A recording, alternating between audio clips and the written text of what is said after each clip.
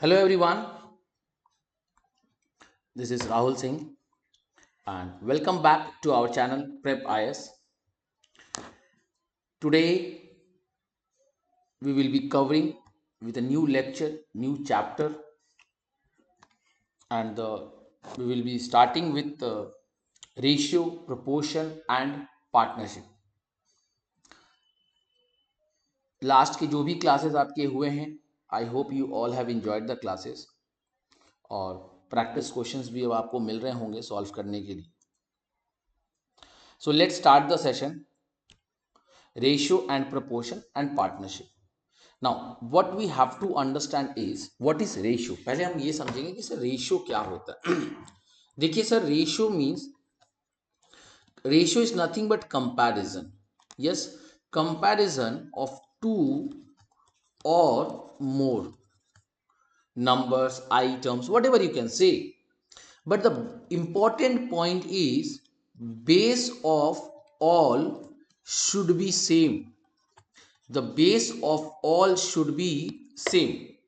मतलब आप कंपैरिजन तो करोगे, बट जब आप कंपैरिजन करोगे तो ये बात आपको ध्यान रखना होगा कि इनका जो बेस है वो सेम है.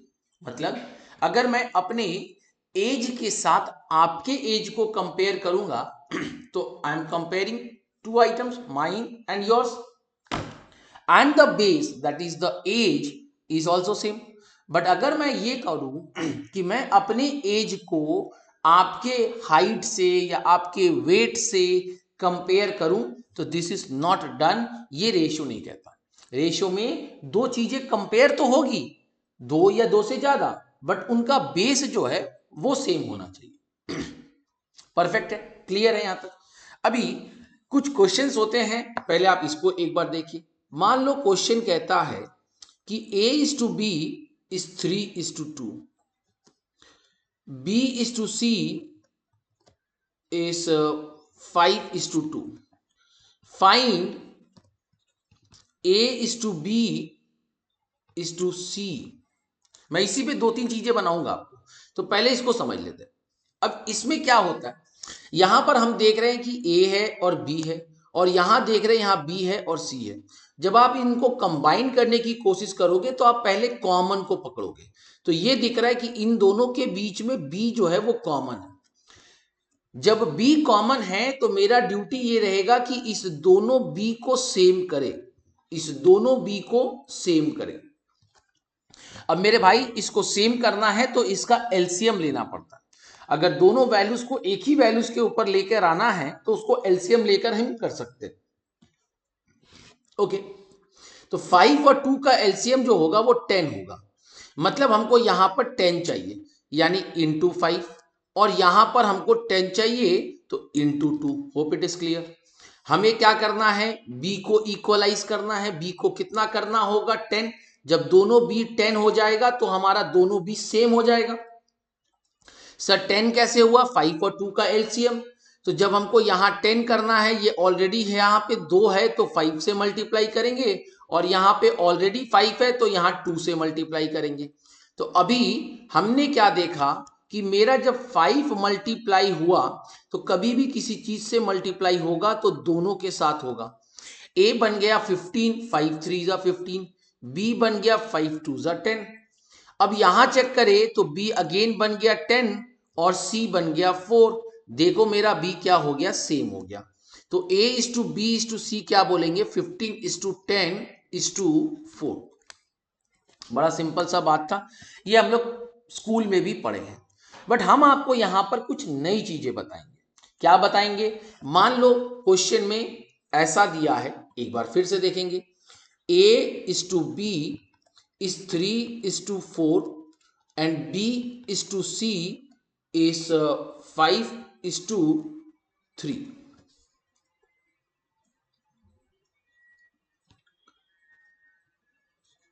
If b gets 1000 more than a, then how much did c get. ठीक है, अभी सबसे पहले हमारा ड्यूटी क्या होगा कि हमारा जो ड्यूटी होगा वो होगा इनको इक्वलाइज करना, ठीक है ना। अभी जब हम इक्वलाइज करेंगे तो A is to B, B is to C। तो यहां पर ये दिख रहा है कि A है 3, B है 4, B है 5 और C है 3। हमारा ड्यूटी क्या होगा, इन दोनों को सेम करना। तो जब 4 और 5 का एलसीएम होता है 20, मतलब चाहिए यहां 20 और यहां 20। तो यहां 20 के लिए इंटू 5 और यहां 20 के लिए इंटू 4। अभी मेरे भाई बताओ A इज टू B कितना हुआ, 15 इज टू 20, और B इज टू C कितना हुआ, 20 is to 12, if I am not wrong. तो can't I say this A is to B is to C is 15 is to 20 is to 12। बोलो ना मेरे भाई, यस और नो। अच्छा सर, अभी आपने क्वेश्चन में क्या बोला कि B जो है वो A से 1000 ज्यादा है। अच्छा अब मेरे को ये बताओ, यही है मेरा A, एक मिनट थोड़ा इंक का कलर चेंज करते हैं। यही है मेरा A, यही है मेरा B और यही है मेरा C। ध्यान से सुनना, यहीं पे तुमको हम चीजें सिखा रहे हैं। A और B में रेशियो गैप कितना है, रेशियो का डिफरेंस कितना है, तो सर 5 है। और अमाउंट या वैल्यू का डिफरेंस कितना है, तो सर हमारा 1000 है। ये कंसेप्ट हम पढ़े थे। अब हम वही चीज करेंगे जो हम परसेंटेज में सीखे थे, एक के पीछे भागेंगे। तो बोल रहा है कि 5 ratio is 1000, so 1 is equal to 200, yes और no, 1 is equal to 200। Question में क्या पूछ रहा है, क्वेश्चन में पूछ रहा है how much did C get. तो सी का रेशियो कितना है, 3 तो नहीं लेंगे ना, क्योंकि इसका तो कहानी ही खत्म हो गया। सी का रेशियो अभी कितना है मेरे पास, 12। तो अगर 1 इज इक्वल टू 200, तो 12 is equal to 12 into 200, that is 2400। Do you agree with this, are you getting my point. मैंने यहां पर आपको क्या दिखाया, मैंने तीनों को सेम किया, तीनों को एक बेस पे लेकर आया, और उसके बाद जैसा क्वेश्चन था उस हिसाब से सम्स को बनाने की कोशिश किया। B gets 1000 more than A, B को 1000 A से ज्यादा मिल रहा है। रेशियो भी कहता है कि B A से बड़ा है, तो B कितना बड़ा है, 5। रेशियो में 5 ज्यादा हो, वैल्यू में 1000 ज्यादा हो, तुम दोनों सेम हो, 5 is equal to 1000, 1 is equal to 200। तो अपने को क्वेश्चन में क्या बोल रहा है, C को कितना मिला, तो C will get 12 into 200, that is 2400. I hope this is clear to everyone. The concept of the sums, right? आइए क्वेश्चन को देखते हैं। अब मैं आपको थोड़ा नए नए तरीके बता रहा हूं भाई, यहां पर आपको हम ट्रेडिशनल तरीका नहीं बता रहे।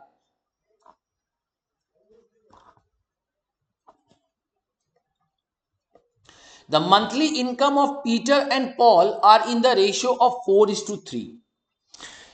Their expenses are in the ratio of 3:2. If each saves 6,000 at the end of the month, their monthly income respectively are। अभी मेरे भाई इसको हम क्या कर सकते हैं, इसको हम दो तरीके से सॉल्व कर सकते हैं। एक, जैसा आपने सीखा है कि लेट द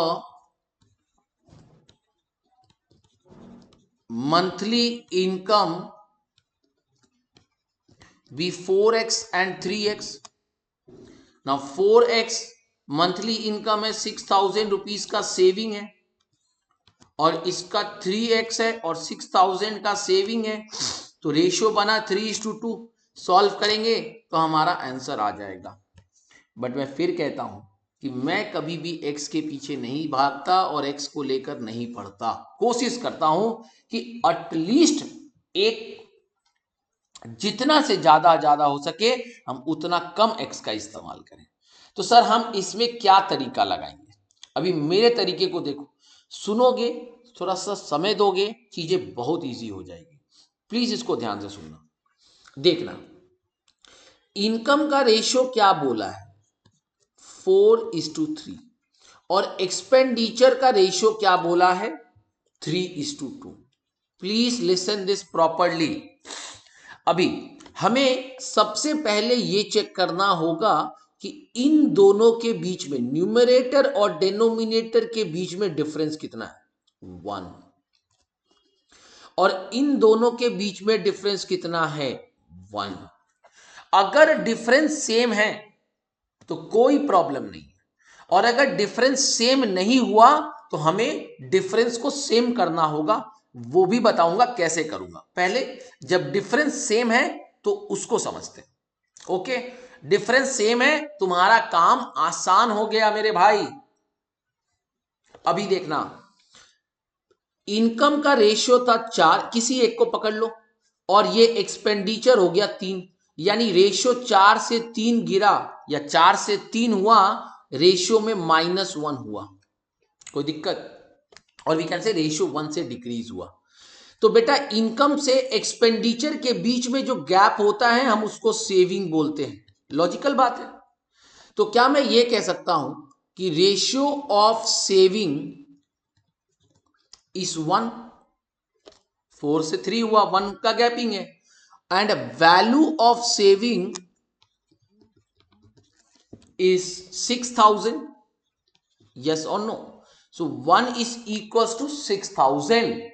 मैंने आपको बार बार कहा है, आप एक के पीछे भागेंगे और आप किसी चीज को नहीं देखेंगे। सर ये जो चीज है, मैं फिर से रिपीट कर रहा हूं, ये सिर्फ डिफरेंस चेक करने का काम आता है, बाकी कोई काम नहीं आता है। हम जब भी चेक करेंगे पैरेलली चेक करेंगे, क्योंकि 4 से 3 बना और 3 से 2 बना, दोनों में देखो 1-1 का गैप हुआ, और ये जो गैपिंग हुआ, कमी हुआ, वो सेविंग के कारण हुआ। तो 1 ratio is equal to 6,000। Question देखो क्या हम पूछा। हमने कहा था ना कि अगर आप एक निकाल लिए तो जिंदगी में कुछ भी निकाल लोगे। मंथली इनकम पूछा। सर इनकम वाला कौन है, ये है।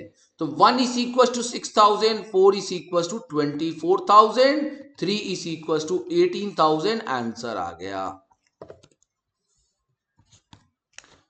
सर अगर हमको इसमें एक्सपेंडिचर पूछता तो हम वो भी निकाल लेते। 1 is equal to 6,000, 3 is equal to 18,000, 2 is equal to 12,000। देखो इनकम और एक्सपेंडिचर के बीच में जो गैपिंग है 6,000 का। I hope this is clear. I repeat, पहले आप दोनों के रेशियो को लिखेंगे, दोनों रेशियो का इंडिविजुअली न्यूमरेटर एंड डिनोमिनेटर का डिफरेंस चेक करेंगे। अगर डिफरेंस सेम है, we are in a very good position, sums will be more easier, no more steps to be added. जैसे ही डिफरेंस सेम हो जाए, ओके कंडीशंस फुलफिल्ड, अब parallelly check करेंगे। जो भी पैरेलल गैप हुआ है वही वैल्यू का गैप है। इससे आप पानी, वाटर, मिल्क का जो सम्स है वो सारा कर सकते हैं, इसमें मैं भी करवाऊंगा इस पे, ठीक है ना। सर अगर गैप सेम नहीं होता तो क्या होता, कोई दिक्कत नहीं है। तुम अपने मन से, हम अपने मन से एक नंबर दे देते हैं। मान लो 5:4 है और ये तुम्हारा 3:1 है। मैं अपने मन से एक नंबर दे रहा हूं। अभी देखो इसके बीच में डिफरेंस कितना है, 1। इसके बीच में डिफरेंस कितना है, 2। Difference is not same. जब डिफरेंस सेम नहीं हो तो क्रॉस मल्टीप्लाई कर दो। क्या कर दो, cross multiply. 2 into 5 10, 2 into 4 8, 1 into 3 3, 1 into 1 1।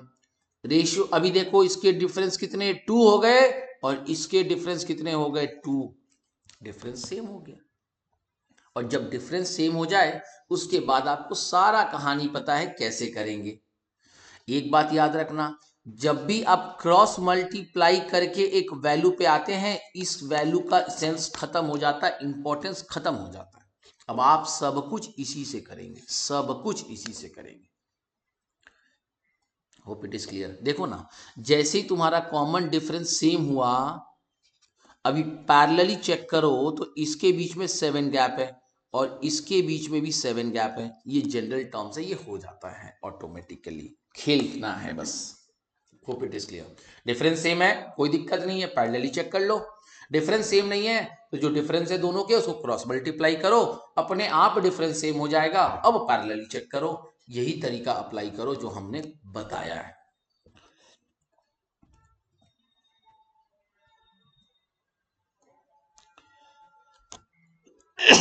एक बार ये प्लीज ट्राई करेंगे। देखिए क्या बोल रहा है, लोकेश और आशा के बीच में जो रेशियो है इनकम का वो है 4:3 और एक्सपेंस का जो रेशियो है वो है 3:2। सर डिफरेंस कितना 1, डिफरेंस कितना 1, क्रॉस मल्टीप्लाई करके चेक करने का जरूरत नहीं है। तो अब हम क्या देखेंगे, पैरेलली चेक करेंगे। इनकम से एक्सपेंडिचर के बीच में जो गैप होता है, रेशियो का जो गैप है वो है 1 और वैल्यू का जो गैप है वो है 600, क्योंकि दोनों के दोनों सेविंग है। अभी क्या पूछा है, what is their total monthly income? Now please try to understand what they are asking you, the total monthly income। अब तुम्हारे पास दो तरीका है, दो मंथली इनकम निकालना है। तुम्हारे पास एक तरीका ये है कि 1 is equals to 600, so 4 is equals to 2400, 3 is equals to 1800, total करेंगे 4200, आंसर आएगा। मैं और इजी कर दूंगा बेटा, यही ना है टोटल इनकम, ये सर्कल ही तो है टोटल इनकम। तो 1 is equal to 600, total ratio कितना है 7, 7 इज इक्वल टू 4200, आंसर आ गया। वाह मेरे भाई वाह, भागो इस तरीके के सम्स पे, इस पे वेस्ट नहीं करना समय अपने को, with in a second sum solve हो सकते हैं, सिर्फ कमांड चाहिए।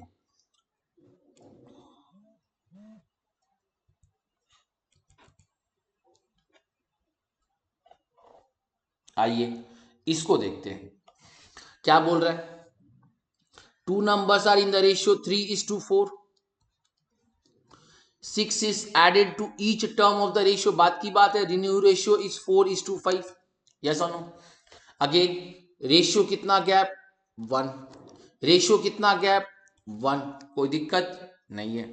जब रेशियो सेम है कॉमन डिफरेंस चेक करेंगे। अच्छा देखना मजेदार का चीज देखना, रेशियो भी बहुत इंपॉर्टेंट रोल प्लेयर है। इधर देखो, यहां पर आपने क्या देखा कि सेविंग था, तो इनकम से सेविंग माइनस होता है तभी एक्सपेंडिचर आता है, इसीलिए रेशियो आपका जो ये और ये है वो डिक्रीजिंग वैल्यू है। इनकम का 4 है, एक्सपेंडिचर का 3 है, मतलब ये डिक्रीज हो रहा है क्योंकि वो सेविंग के कारण। यहां पे क्या बोल रहा है, 6 भी एडेड, अभी ऐड हो रहा है मतलब रेशियो बढ़ना चाहिए। देखो ना रेशियो बढ़ रहा है कि घट रहा है, 3 से 4 हुआ 1 का चेंज, 4 से 5 हुआ 1 का चेंज, रेशियो तो बढ़ रहा है। तो 1 रेशियो इज इक्वल टू 600। अभी क्या पूछा, find the two numbers, two numbers मतलब ओरिजिनल नंबर्स, तो हमको दोनों नंबर्स इंडिविजुअली निकालने हैं। तो सॉरी 6 है ना, 1 is equal to 6, 3 is equal to 18, 4 is equal to 24, answer is B. Command बन गया क्या, मैंने इसीलिए इस पे 2-3 सम्स करवा दिए ताकि आपको दिक्कत नहीं।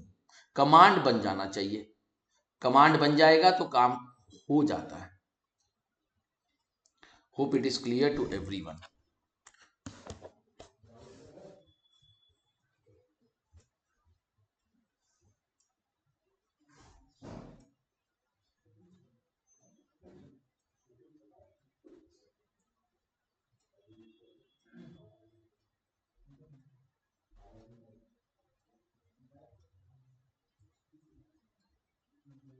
जस्ट अ मिनट, मैं एक,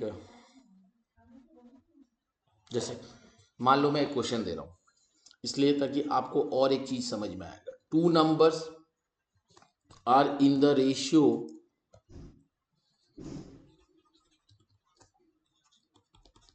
9:16, and when 15 is added to both,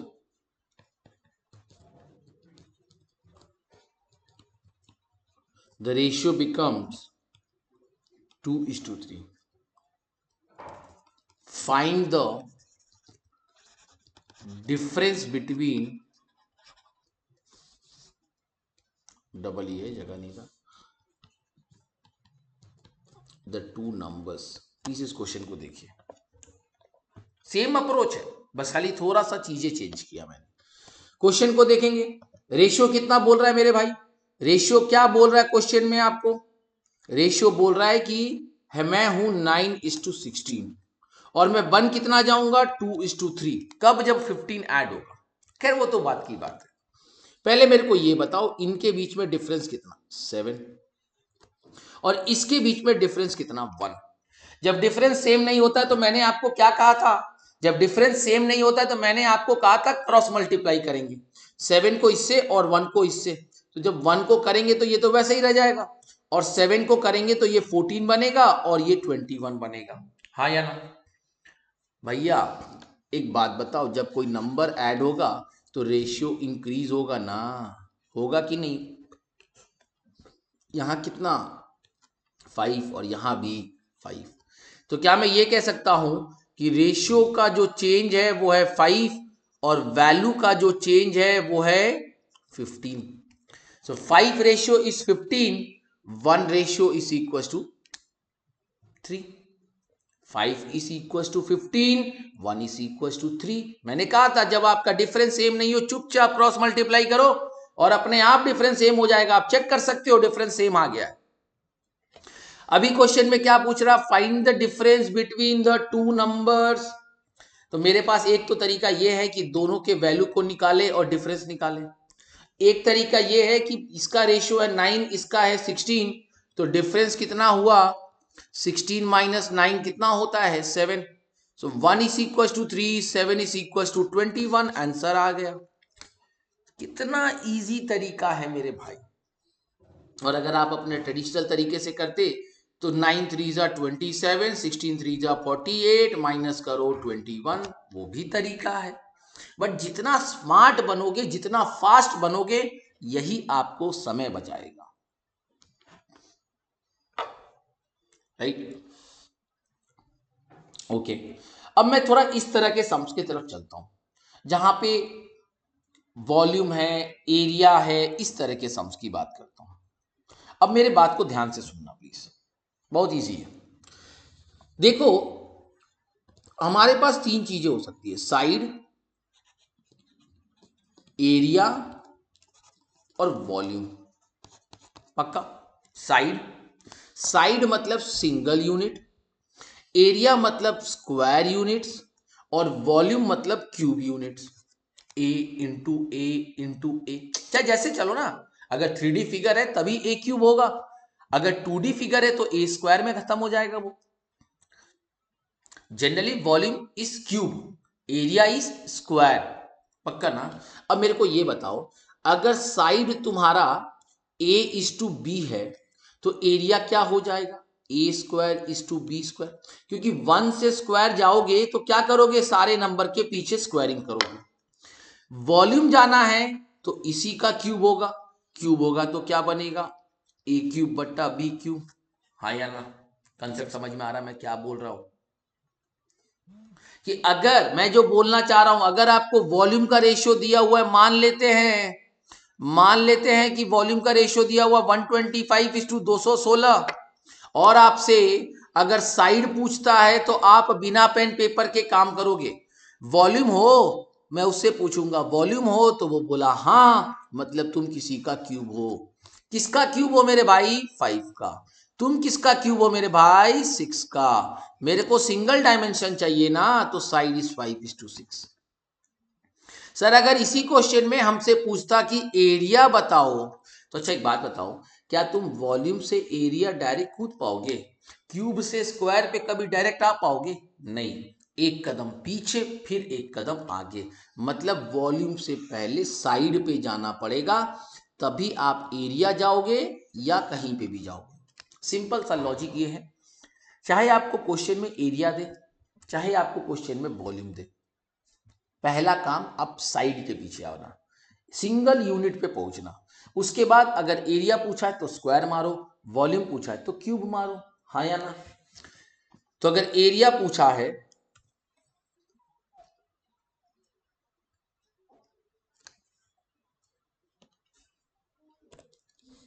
अरे ये क्या हो गया?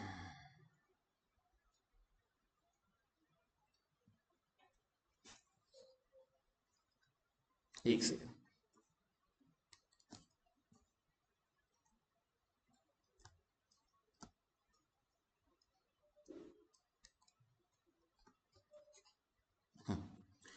ओके, तो आपसे अगर एरिया पूछा है तो आप क्या करोगे? 5:6 है तो आप इसको बोल दोगे 25:36। यस और no? Hope it is clear. Area पे खड़े हो, वॉल्यूम पे जाना है, क्या डायरेक्ट जा सकते हैं? नो सर, पहले एक कदम पीछे, दैट इज साइड, फिर कूदो ना जहां जाना है। वॉल्यूम पे खड़े हो, पहले साइड पे जाओ। वॉल्यूम से साइड जाना है तो क्यूब रूट करेंगे, एरिया से साइड जाना है तो स्क्वायर रूट करेंगे। समझ में आ रहा है? अभी क्वेश्चन को देखो, क्वेश्चन में क्या बोल रहा है? रेशियो ऑफ वॉल्यूम दिया हुआ है कितना? 27:64। हमको एरिया पूछ रहा है। सर क्या मैं वॉल्यूम से एरिया जा सकता हूं डायरेक्ट? नहीं सर, हमें कहां जाना होगा? वॉल्यूम से जाना होगा साइड। जब साइड से वॉल्यूम जाते हैं तो क्यूब करते हैं, तो वॉल्यूम से साइड जाएंगे तो क्यूब रूट करेंगे। उल्टा जा रहे ना, तो क्यूब रूट करेंगे तो 27 होता है 3 और 64 होता है 4। यस और नो? अभी साइड मिल गया तो आपसे क्या पूछ रहा है? एरिया, यानी हो गया 9:16। आंसर आ गया, बिना पेन पेपर के हो जाएगा। कंसेप्ट क्लियर है क्या मेरी बात? इस तरीके के सम्स के साथ आप थोड़ा ध्यान दो। ऐसा सम्स कभी पूछा नहीं गया है यूपीएससी में, बट अगर पूछ दिया जाए तो बच्चे उसको मेहनत करके जाएंगे। आप smartly within a second numbers देखोगे, वॉल्यूम में क्यूब रूट मारोगे दिमाग में, फिर एरिया स्क्वायर, एरिया निकालना, स्क्वायर करोगे, आंसर टिक करो। पेन पेपर भी नहीं लगेगा मेरे भाई, पेन पेपर भी नहीं लगेगा आपको।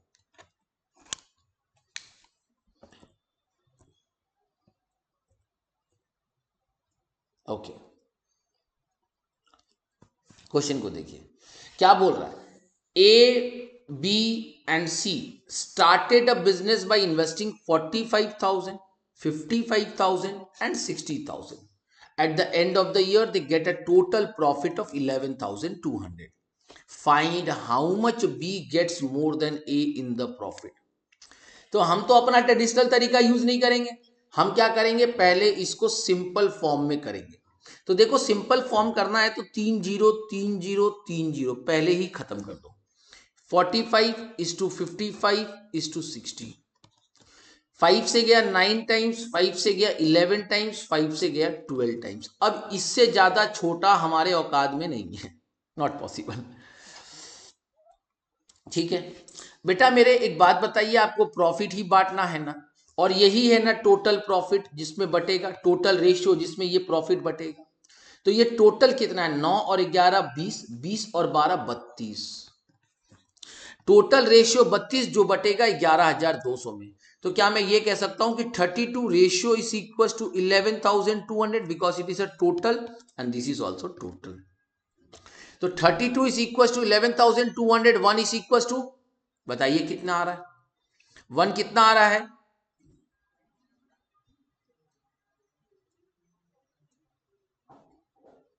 350। सॉल्व कर लीजिए, थोड़ा सा समय दीजिए। 1 इज इक्वल टू 350। अभी आपसे क्वेश्चन में क्या पूछा है? Find how much B gets more than A. तो बी का रेशियो क्या है? 11। ए का रेशियो क्या है? 9। कितना ज्यादा हूं रेशियो में? 2। एक रेशियो 350, 350, तो 2 रेशियो 700। कैसा लगा मेरा मजाक? इतना इजी तरीका तो आपको कोई बुक भी नहीं करके देगा, ये तो मैं एश्योरेंस पे बोल सकता हूं। तो भैया मैं ट्रेडिशनल तरीका नहीं करूंगा, इसको एक एक करके डिवाइड करूं, फिर एक एक करके, अरे नहीं बाबा, नो, टाइम नहीं अपने पास। ओके, अब इस क्वेश्चन को देखते हैं क्या बोल रहा है। 2 equal glasses of same type are respectively 1/3 and 1/4 full of milk. They are then filled up with water and the contents are mixed in a pot. What is the ratio of milk and water in the pot? देखो, दो समान है, एक है 1/3 और एक है 1/4। मतलब समझ में आ रहा है? ये है 1/3 और ये है 1/4। यस और नो? अभी जब आप इसको मिक्सअप करोगे पॉट में तो आपका मिल्क एंड वाटर क्या होगा? तो 1/3 एंड 1/4 फुल ऑफ मिल्क का मतलब ये हो गया कि ये 1 जो है ये मिल्क है और ये जो 3 है ये वाटर है, ये भी मिल्क है और ये भी वाटर है। कैसे करेंगे इसको? बड़ा सिंपल सा तरीका है, यस और नो? ये हमारे एग्जाम में पूछा गया क्वेश्चन है, इसीलिए मैं वेट कर रहा था। 2015 में ये क्वेश्चन पूछा गया था, तो बड़ा ही इजी तरीका है मेरे भाई।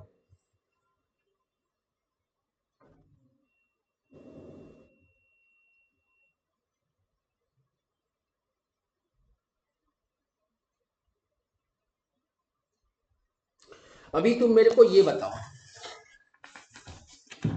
अच्छा ये सॉरी यहां पर एक चीज मिस्टेक हो रहा है, ये वाटर नहीं है, ये मिल्क है। इसको हटा दो, ये एक्चुअली मिल्क है। 1/3 मिल्क है, 1/4 मिल्क है। तो बेटा अगर 1/3 मिल्क है तो वाटर कितना होगा? 2/3। 1/4 मिल्क है तो वाटर कितना होगा? 3/4। यस और नो? समझ में आ रहा ना? टोटल होता है 1/3 अगर मिल्क है तो वाटर कितना होगा? 2/3। 1/4 अगर मिल्क है तो ये कितना होगा? 3/4। ठीक, अभी जब हम दोनों को मिक्सअप कर दिए तो दोनों मिल्क अपने में ऐड होगा, दोनों वाटर अपने में ऐड होगा। तो 1/3 प्लस 3/4, 2/3 प्लस 3/4 सॉल्व करते हैं। सॉरी ये 1/4 होगा, 3 4 एलसीएम होगा 12, तो यहां आया 4, यहां आया 3/12। इसको सॉल्व करेंगे तो 4 और 3 का एलसीएम होगा 12, तो इधर आएगा 4 इंटू 2 8 और 3 इंटू 3 9/12। सॉल्व करेंगे तो 7, 8 और 9 कितना होगा? चेक करो तो कोई कैलकुलेशन मिस्टेक तो नहीं कर दिए?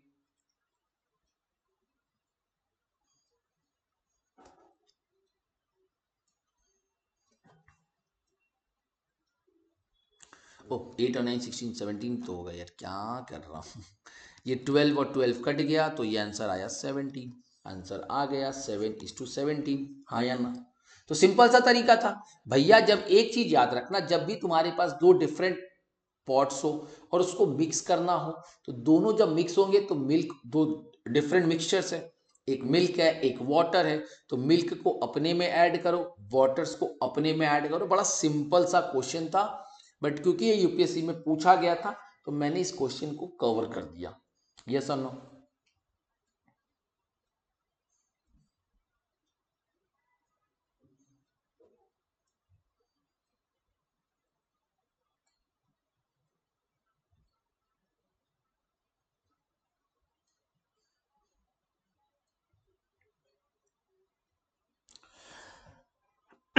ओके, सो कंसेप्ट आपको समझ में आया क्या बता रहा हूं मैं?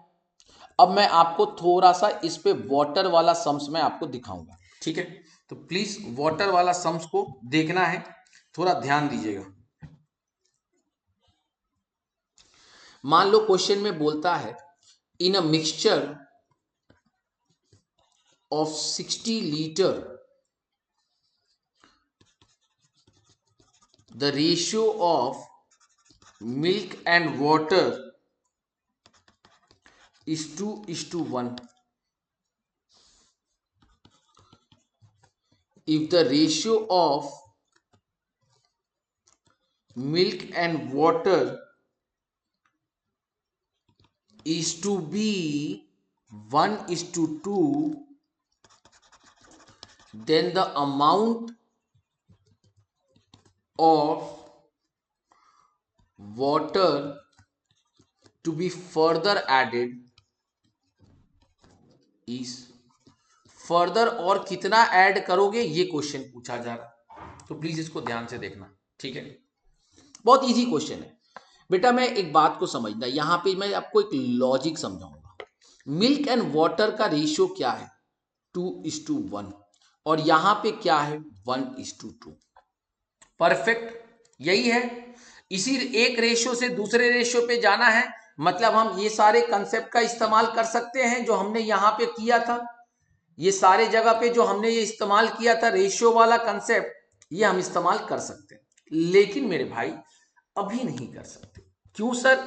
डिफरेंस तो 1 है, यहां भी डिफरेंस 1 है, क्या प्रॉब्लम है? प्रॉब्लम है, इसको समझो क्या प्रॉब्लम है।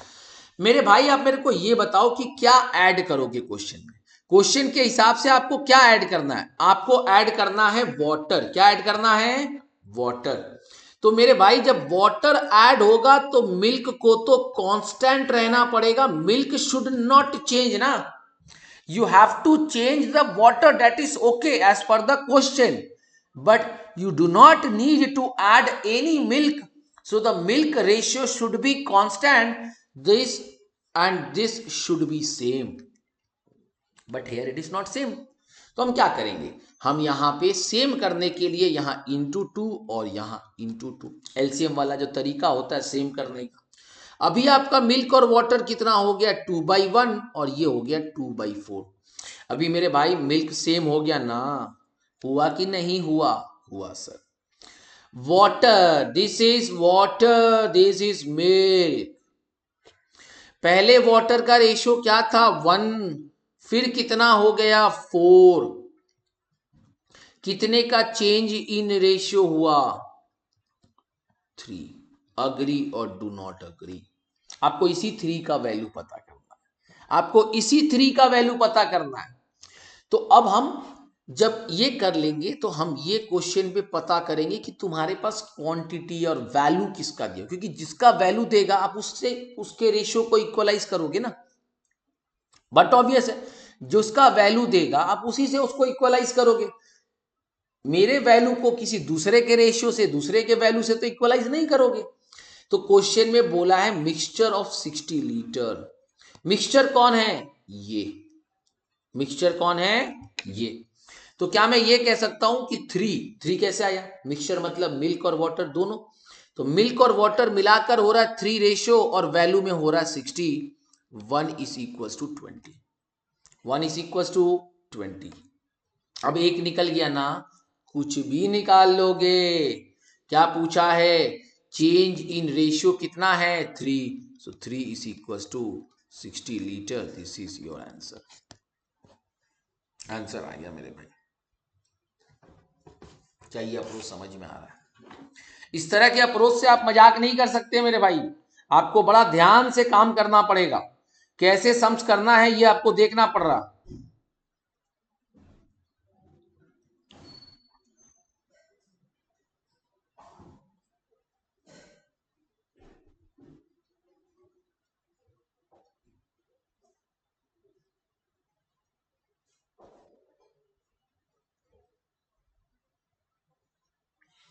मान लो एक लास्ट इस पे क्वेश्चन देखता हूं। A mixture contains alcohol and water in the ratio of 12:5। बाबा, ऐसा रेशियो में कौन मिलाता है? On adding 14 liters of water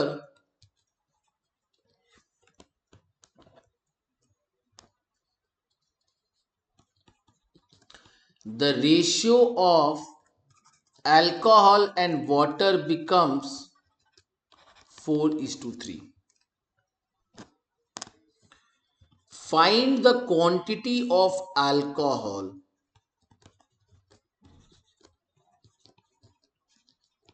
अब भाई मेरे अल्कोहल पूछा है तो आपका तो दोनों जगह पे सेम ही है अल्कोहल, क्योंकि आप वाटर ऐड कर रहे हो। चीजों को समझना, जो हम तरीका अपनाए थे उस तरीके को ध्यान दो, उसी तरीके से हम सम्स को करेंगे। 1 मिनट बस। क्वेश्चन में क्या बोला? अल्कोहल और वाटर का रेशियो है 12:5 और यहां अल्कोहल और वाटर का रेशियो है 4:3। राइट? अल्कोहल और वाटर का रेशियो है 12:5 और अल्कोहल और वाटर का रेशियो है यहाँ पे 4:3। याद है मैंने आपको क्या बोला था? क्वेश्चन में देखो क्या ऐड हुआ है। क्वेश्चन में क्या ऐड हुआ है? वाटर। तो तो जब वाटर ऐड हुआ है तो अल्कोहल सेम होना चाहिए, अल्कोहल अलग नहीं होना चाहिए। मतलब दोनों सिचुएशन का जो अल्कोहल रेशियो है वो सेम होना चाहिए। यहां 12 है, यहां 4 है, तो इक्वल करेंगे तो यहां इंटू 3, यहां इंटू 3, यहां कुछ करने का जरूरत नहीं है क्योंकि एलसीएम तो 12 ही आएगा। राइट, पक्का? कोई दिक्कत किसी को? क्वेश्चन समझ में आ गया? यहां तक चीजें क्लियर है? सर मेरा अल्कोहल सेम हो गया, मेरा वाटर चेंज हुआ 5 से हुआ 9, ऑब्वियसली रेशियो बढ़ेगा क्योंकि तुमने पानी ऐड किया है। अगर पानी निकालना रहता तो वो डिक्रीज हो जाता रेशियो। ये एकदम बेसिक सा बात है। सर रेशियो कितने से चेंज हुआ? 4 से। Change in ratio 4। आपको याद होगा मैंने आपको एक बात कहा था कि जब भी आप रेशियो इक्वलाइज करते हो तो दोनों वैल्यूज को सेम करना पड़ता है, दोनों वैल्यूज को सेम देखकर करना पड़ता है। जिसका वैल्यू है उसी के रेशियो से इक्वलाइज होगा। क्वेश्चन में देखिए किसका क्वांटिटी दिया हुआ, 14 लीटर्स ऑफ वाटर ऐड हुआ है ना, यानी ये दिया हुआ है आपको। तो क्या मैं ये लिख सकता हूं मेरे भाई, 4 is equals to 14, 1 is equals to 3.5 litre. Now what they are asking, find the quantity of alcohol. तो अल्कोहल का क्वांटिटी क्या रहेगा? 12। तो 12 इज इक्वल टू 3.5 इंटू 12, 12 3 36 और 12.5 यानी 6, 36 और 6 42 लीटर आंसर आ गया। प्लीज इसको अच्छे से समझिए, इसके साथ मजाक मत करिए। इस तरह के अप्रोच बहुत पूछे जाते हैं।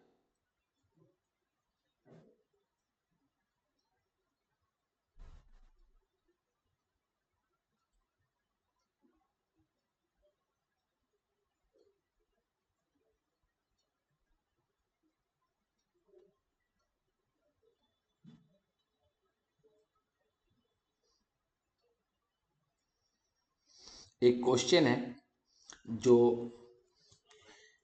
पूछा गया था कैट में, लेकिन यूपीएससी में उसको इंटरव्यू क्वेश्चन बना दिया गया। उस क्वेश्चन को देखेंगे।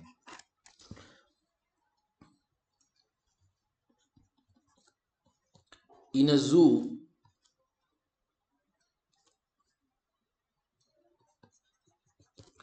There are rabbits and pigeon.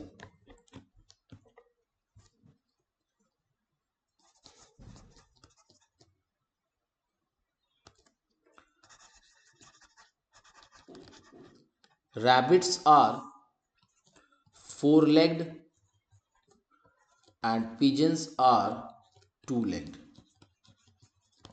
Okay, ये सबको पता है, कॉमन बात है। तो नॉर्म सवाल को सुनिएगा।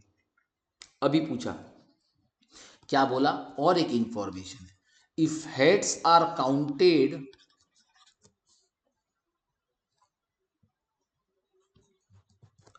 there are 180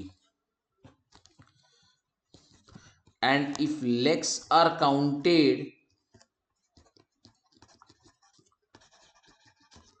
they are 448. बताइए how many rabbits are there? Interesting question है।